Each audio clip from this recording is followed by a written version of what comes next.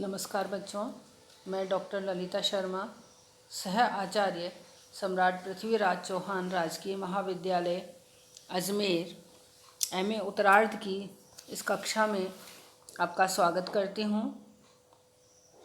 बच्चों, हम साकेत के नवम सर्ग के बारे में पढ़ रहे थे।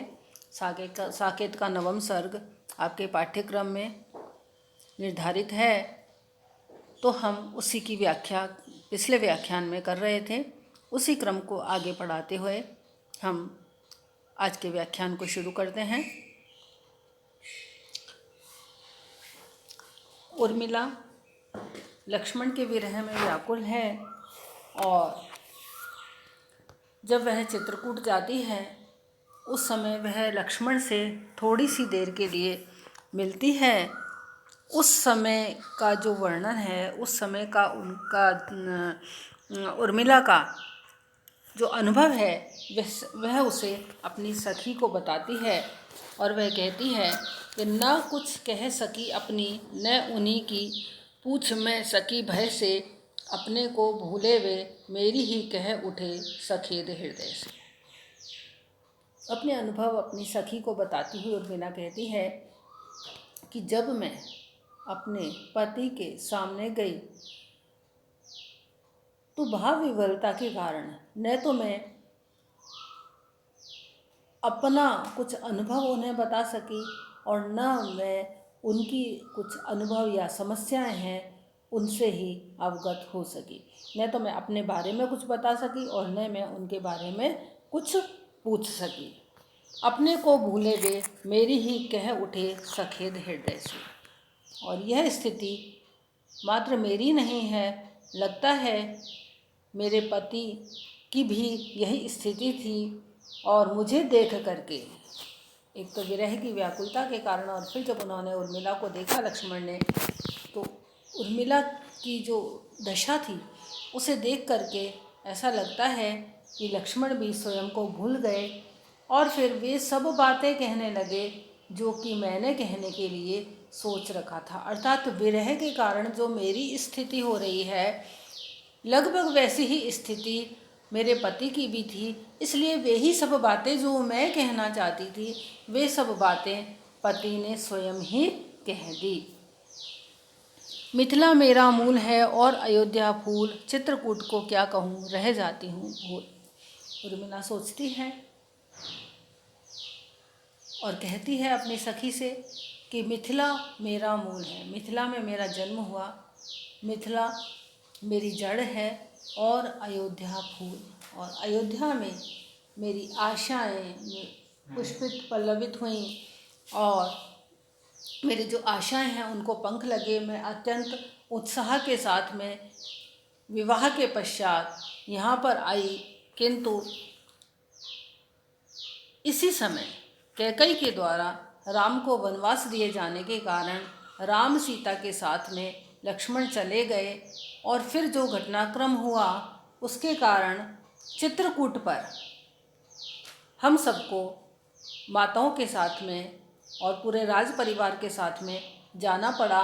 मेरे जीवन में कहीं चित्रकूट था ही नहीं, किंतु पता नहीं यह चित्रकूट मेरे जीवन में कहाँ से आया। अर्थात ये जो घटनाक्रम हुआ, ये जो उठापटक हुई, उसके कारण ही चित्रकूट मेरे जीवन में आया।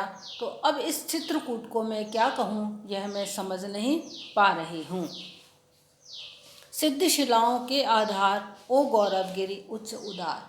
और फिर चित्रकूट के बारे में वह यह कहती है कि चित्रकूट मेरे जीवन में कहीं नहीं था, लेकिन चित्रकूट मेरे जीवन की वास्तविकता है। और अब तो चित्रकूट का महत्व मेरे लिए इसलिए और भी बढ़ गया क्योंकि वहाँ मुझे मेरे पति से, वहाँ पर मेरा मिलाप हुआ और वहाँ पर मेरे पति रहते हैं, तो इसलिए वह चित्रकूट और भी महान हो गया। आगे वह चित्रकूट को संबोधित करते हुए कहती है कि सिद्ध शिलाओं के आधार ओ गौरवगिरी उच्च उदार।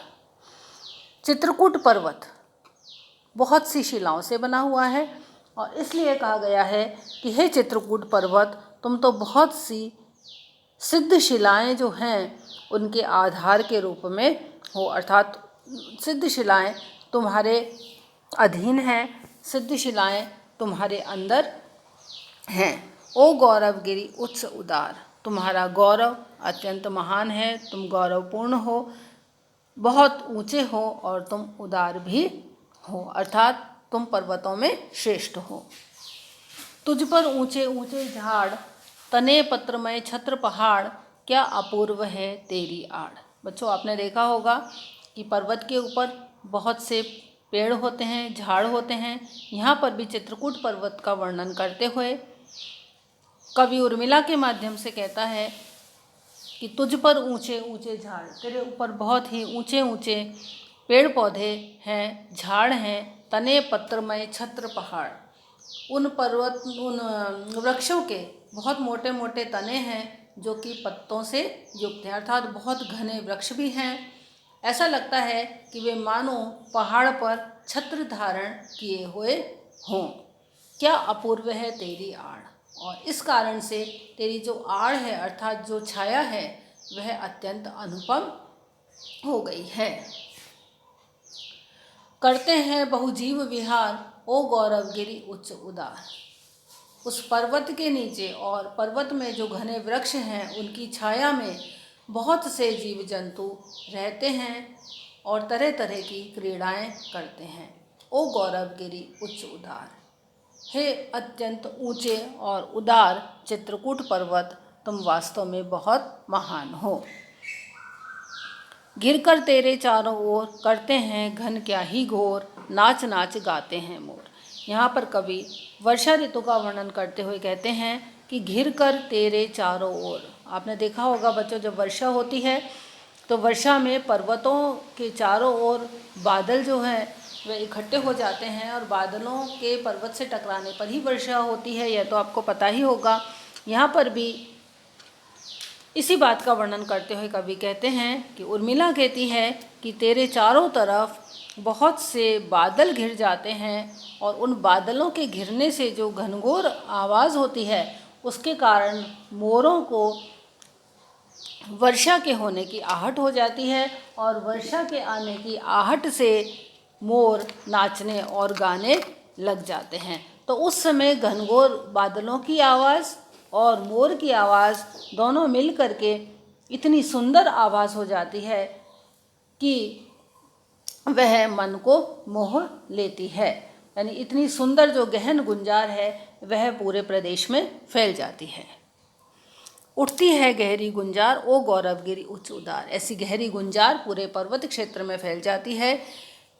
हे उच्च और उदार पर्वत, नहलाती है नभ की वृष्टि, अंग पहुँचती आतप सृष्टि, करता है शशि शीतल दृष्टि। नहलाती है नभ की वृष्टि, आकाश से जो वर्षा होती है, वर्षा ऋतु का ही वर्णन यहाँ पर किया जा रहा है।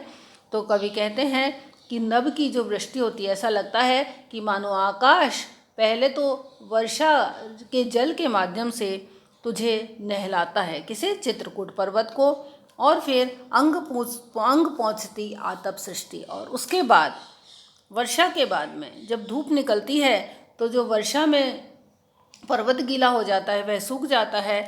उसी के लिए कवि ने कल्पना की है कि ऐसा लगता है कि मानो आकाश वर्षा के जल के माध्यम से तुम चित्रकूट पर्वत को पहले तो नहलाता है और फिर उसे अपनी धूप के माध्यम से पहुँचता है, करता है शशि शीतल दृष्टि।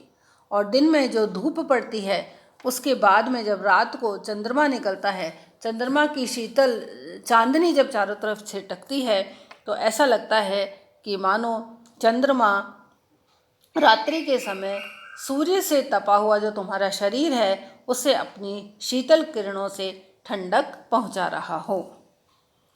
देता है ऋतुपति श्रृंगार, ओ गौरवगिरि उच्च उदार। और फिर ऋतुपति किसे कहते हैं, ऋतुओं का राजा जो वसंत है। वसंत ऋतु जब आती है तो ऐसा लगता है मानो ऋतुओं का राजा वसंत तुम्हारा श्रृंगार करके तुम्हें सुसज्जित करता है। हो ओ गौरवगिरि उच्च उदार, हे गौरवपूर्ण ऊंचे पर्वत, आप बहुत ऊंचे तो हो ही, साथ में महान भी हो। तू निर्झर का डाल दुकूल, लेकर कंद मूल फल फूल, स्वागतार्थ सबके अनुकूल। तू निर्झर का डाल दुकूल, पर्वतों पर बच्चों देखा होगा आपने, झरने भी झरते रहते हैं। उन झरनों के लिए कवि ने कल्पना की है कि उस पर बहने वाले झरने, ऐसा लगता है कि मानो तुमने उन झरनों को वस्त्रों की भांति पहना हुआ हो। तू निर्झर का डाल दुकुल, दुकुल होता है वस्त्र, ऐसा लगता है मानो तूने झरनों रूपी वस्त्रों को डाल रखा है। लेकर कंद मूल फल फूल, और फिर तुम्हारे अंदर बहुत से कंदमूल फल फूल आदि भी उगे रहते हैं। तो ऐसा लगता है कि मानो बहुत से कंदमूल फल फूल लेकर के तुम सबके स्वागत के लिए तैयार हो। यानी बहुत से कंदमूल फल फूल पर्वत पर उगते हैं। उन सब के लिए भी कवि यही कल्पना करता है कि उन फल फूलों को लेकर के ऐसा लगता है कि मानो तुम खड़ा खोल दरियों के द्वार, ओ गौरवगिरि उच्च उदार। ऐसा लगता है कि मानो दरियों के द्वार अर्थात गुफाओं के जो द्वार हैं उनको खोल करके और तुम कंदमूल फल लेकर के किसी के स्वागत के लिए खड़े हो। अर्थात इसे बहुत ही सुंदर उपमा दी है कि गुफाएं हैं, ऐसा लगता है मानो तुमने द्वार खोल रखे हैं और बहुत से कंदमूल फल फूल तुम्हारे अंदर जो उगे हुए हैं, ऐसा लगता है कि मानो बहुत से कंदमूल फल फूलों के द्वारा तुम सबके स्वागत के लिए अपने द्वार खोल करके खड़े हो। तो यहाँ पर कवि ने पर्वत को बहुत ही सुंदर बताया है। और उर्मिला जो कि चित्रकूट पर्वत को देख कर के आई है और चित्रकूट पर्वत पर उनके पति रहते हैं, इसलिए चित्रकूट पर्वत विरहिणी नायिका उर्मिला की दृष्टि में और भी ज़्यादा गौरवपूर्ण है। इसलिए वह चित्रकूट पर्वत के बारे में अपनी सखी को ये सब अनुभव सुनाती है। तो बच्चों आज के लिए इतना ही, आगे का हम अगले व्याख्यान में पढ़ेंगे। धन्यवाद।